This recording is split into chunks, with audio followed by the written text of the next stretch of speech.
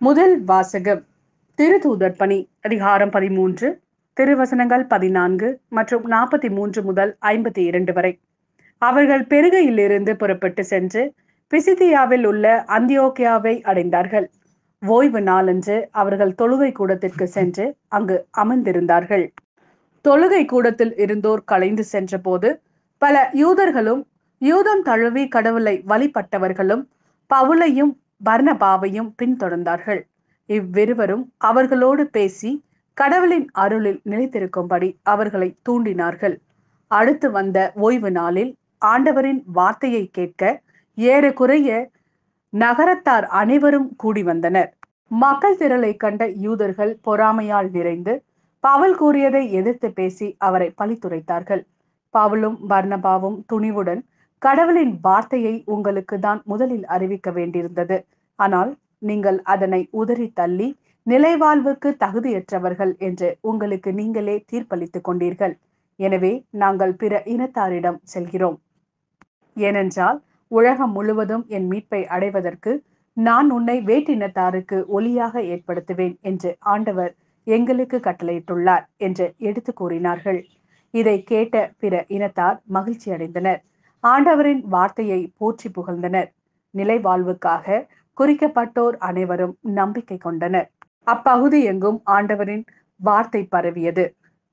ஆனால் யூதர்கள் கடவுளை வழிபட்டு வந்த மதிப்புக்குரிய பெண்களையும் நகரின் முதன்மை குடிமக்களையும் தூண்டிவிட்டு பவுலையும் பர்னபாவையும் இன்னலுக்குள்ளாக்கி அவர்களை தங்களது நாட்டிலிருந்து துரத்திவிட்டார்கள்.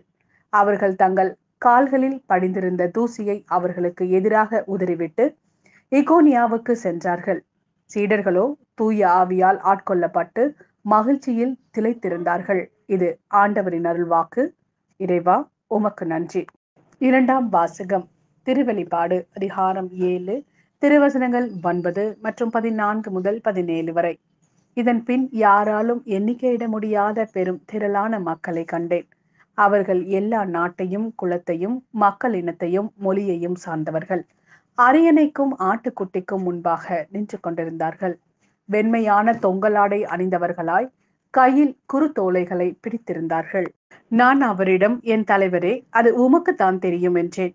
அதற்கு அவர் என்னிடம் கூறியது, இவர்கள் கொடிய வேதனையில் இருந்து மீண்டவர்கள். தங்களின் தொங்கல் ஆடைகளை ஆட்டுக்குட்டியின் இரத்தத்தில் துவைத்து வெண்மையாக்கி கொண்டவர்கள். இதனால்தான் கடவுளரது அரியணை முன் நின்று கொண்டு அவரது கோவிலில் அல்லும் பகலும் அவரை வழிபட்டு வருகிறார்கள். அரியணையில் வீற்றிருப்பவர் அவர்களிடையே குடிகொண்டு அவர்களை பாதுகாப்பார். இனி அவர்களுக்கு பசியோ தாகமோ இரா, கதிரவனோ எவ்வகை வெப்பமோ அவர்களை தாக்கா. ஏனெனில் அரியணை நடுவில் இருக்கும் ஆட்டுக்குட்டி அவர்களை மேய்க்கும். வாழ்வு அளிக்கும் நீரூற்றுகளுக்கு வழிநடத்தி செல்லும். கடவுள் அவர்களின் கண்ணீர் அனைத்தையும் துடைத்திடுவார். இது ஆண்டவரின் அருள்வாக்கு. இறைவா உமக்கு நன்றி. யோவான் எழுதிய நற்செய்தி அதிகாரம் 10 திருவசனங்கள் 27 முதல் 30 வரை. என் ஆடுகள் எனது குரலுக்கு செவி சாய்க்கின்றன. எனக்கும் அவற்றை தெரியும். அவையும் என்னை பின்தொடர்கின்றன. நான் அவற்றிற்கு நிலை வாழ்வை அளிக்கிறேன். அவை என்றுமே அழியா. அவற்றை எனது கையில் இருந்து யாரும் பறித்து கொள்ள மாட்டார். அவற்றை எனக்கு அளித்த என் தந்தை அனைவரையும் விட பெரியவர்.